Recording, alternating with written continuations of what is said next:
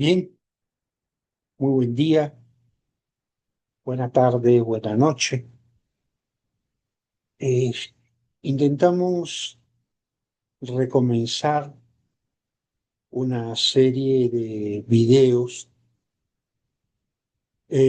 sobre economía que estábamos construyendo durante los últimos años de mi actividad como profesor de economía de la Facultad de Ciencias Económicas de la Universidad de Guayaquil. Ya hoy jubilado en mi casa de la playa, en Salinas, Ecuador. Intentaré hacer el ejercicio de reconstruir eh, algunos aspectos que creo importantes de la economía y que de alguna manera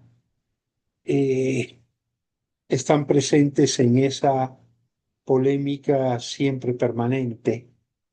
que la ciencia económica genera y propicia a partir de distintas corrientes de pensamiento y distintos enfoques que a la sociedad y al desarrollo de estas elevadas. Esta serie de videos vamos a intentar que sean videos cortos, lo más corto posible. Los vamos a agrupar a través de un título que vamos a llamar Los caminos hacia el desarrollo económico de América Latina como una encrucijada histórica. Y en ello vamos a intentar repasar lo que han sido los caminos seguidos por América Latina, valga la pena decirlo, o Iberoamérica, desde que este territorio comienza a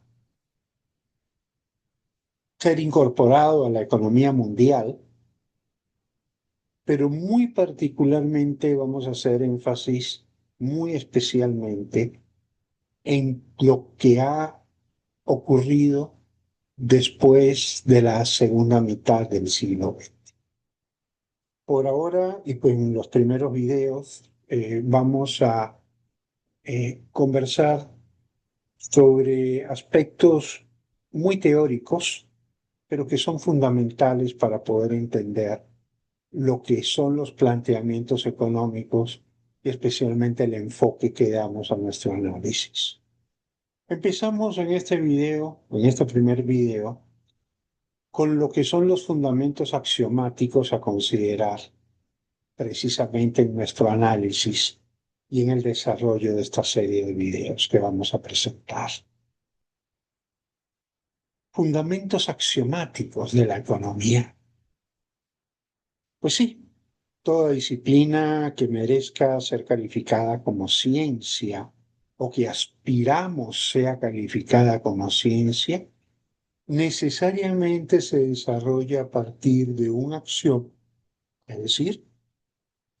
a partir de una proposición que por su evidente validez no requiere ser demostrada,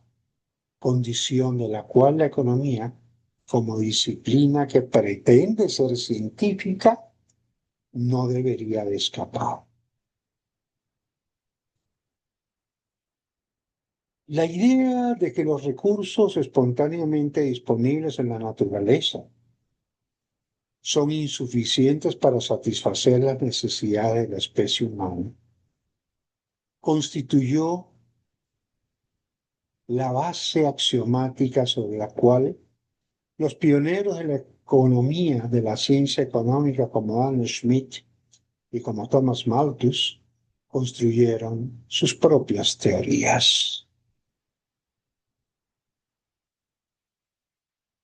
En contraste con el panorama catastrófico que vislumbraba Malthus, en el sentido de que las condiciones de una naturaleza limitada, de una naturaleza restrictiva, parecían imponer a la humanidad la tragedia de un destino de miseria, de conflictividad inevitable. En Adam Smith, en cambio, es el ingenio, es el trabajo del ser humano desarrollados en condiciones de plena libertad de albedrío y el derecho al usufructo pleno de lo propio, de la propiedad que cada individuo logra hacerse, son estos los pilares que constituirán en una sociedad libre el modo más eficiente de crear riqueza, el camino más directo de salir de la pobreza, de ampliar las capacidades productivas del ser humano, empujando las siempre presentes restricciones que la naturaleza impone hacia horizontes de mayor bienestar, de mejores condiciones de vida, en fin, de ampliar los caminos hacia los destinos donde la pobreza pueda ser vencida. Y es que cuando Adam Smith materializó su pensamiento en esa gran obra, en ese gran libro que tituló como Investigación sobre la naturaleza y las causas de la riqueza de las naciones, en el mismo título dejaba implícito el axioma que orientó el nacimiento de la economía como ciencia. Investigación sobre la naturaleza y causa de la riqueza de las naciones. Qué importante es este título. Cuánto nos habla el título de las intenciones de Smith, de sus objetivos al escribir la obra, y cuánta pobreza de alguna manera queda en el título que vulgarmente los economistas simplemente recuerdan y memorizan como la riqueza de las naciones. Un título que no nos dice absolutamente nada. Y no nos dice absolutamente nada porque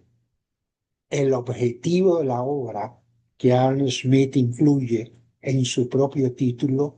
nos hemos dado la suerte de eliminarlo, al punto que difícilmente encontremos un economista que se sepa el título correcto de la obra. Es evidente que Smith no le llamaba la atención la pobreza, una condición que resultaba generalizada en la especie humana de su tiempo, como lo fue también a lo largo de toda la historia transcurrida antes de ese momento. Su objetivo de investigación, por lo tanto,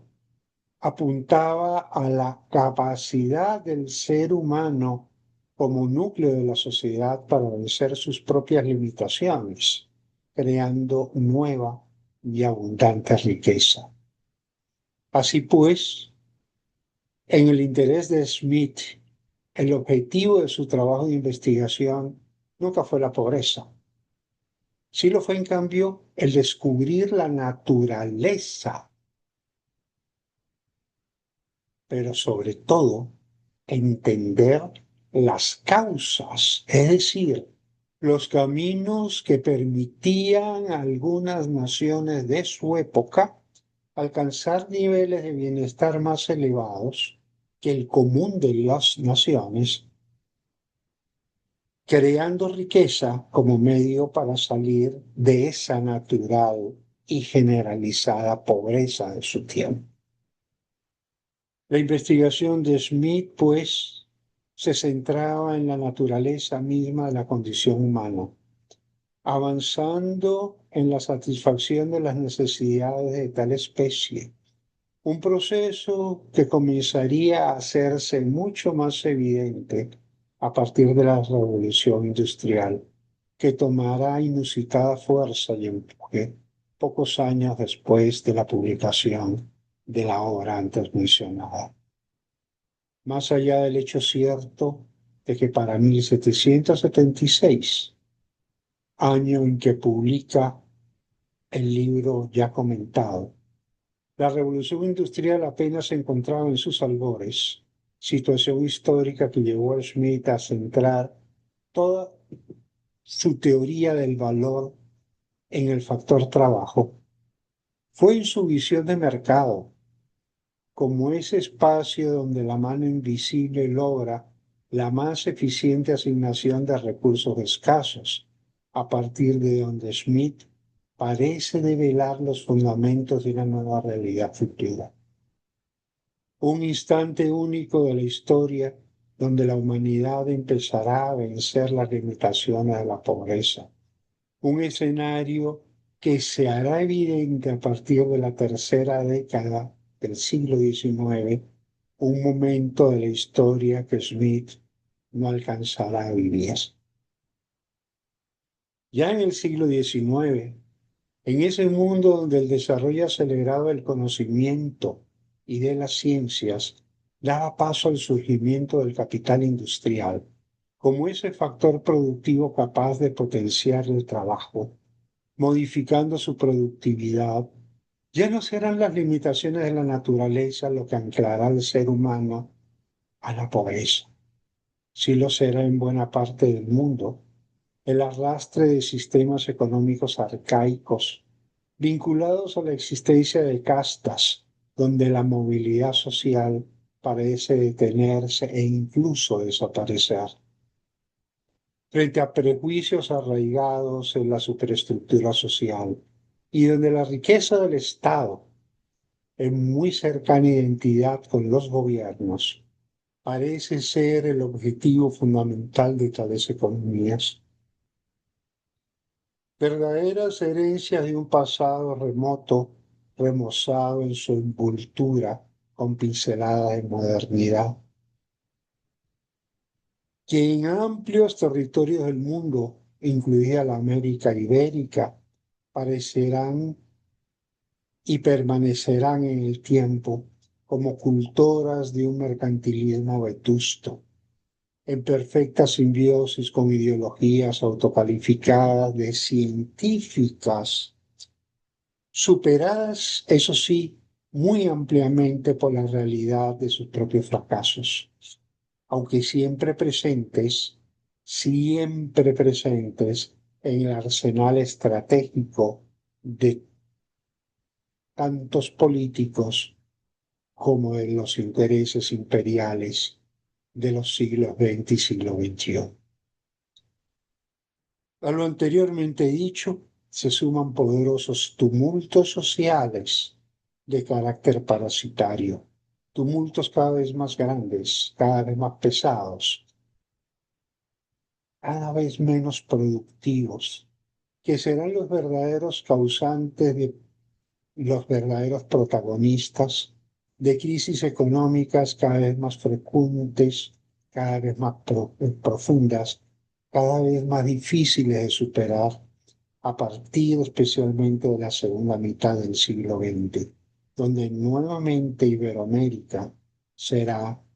el primer plano del escenario descrito. Bien, hasta aquí vamos a cortar el primer video. El siguiente video versará sobre la pobreza como el estado natural de la humanidad, un axioma fundamental de la ciencia económica que, manteniendo íntegra su vigencia, parece ignorado por muchos economistas en el siglo XXI. Tengan ustedes muy buenos días, muy buenas tardes, muy buenas noches.